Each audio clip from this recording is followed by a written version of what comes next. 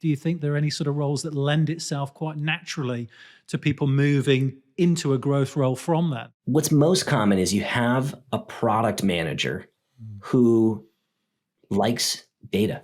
And I know a lot of product managers do like this, but I feel like it's a newer thing over the last few years that sort of the previous generation of product managers built to a vision.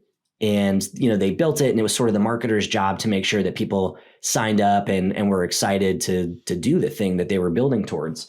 And I feel like there's this new crop of really talented product managers that are coming out there saying, hey, I'm building this thing, but I also want people to use it. And I'm not counting success as building it. I'm counting success as building something that a lot of people are using. And I think that these PMs are the future, and these are the folks that have started to move into growth roles because they're doing tons of user research.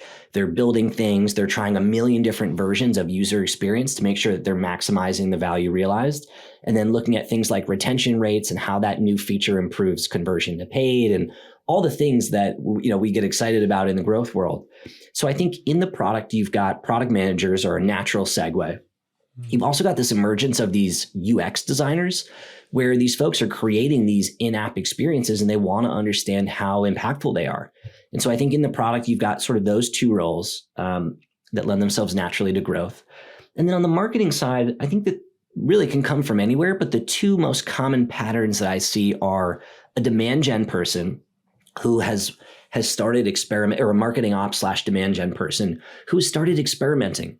And it starts like they experiment with their paid campaigns or their landing pages, or maybe they start to do more A/B testing on the website homepage or features page or pricing page. Once you kind of start getting that experimentation bug and that feedback loop, you want more. And so that's like a really natural segue, because the skill set and the mindset and the using data to problem solve and all of that is a good introduction. And then the other one that I'm seeing the last couple of years is the product marketing manager.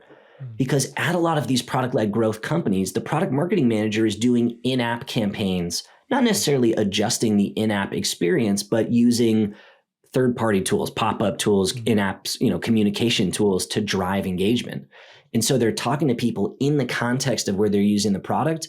And a lot of them even have goals set around driving adoption and engagement and retention and customer health scores and all of these things. And so I feel like those are the four most common roles that I see people progress into these growth spaces from.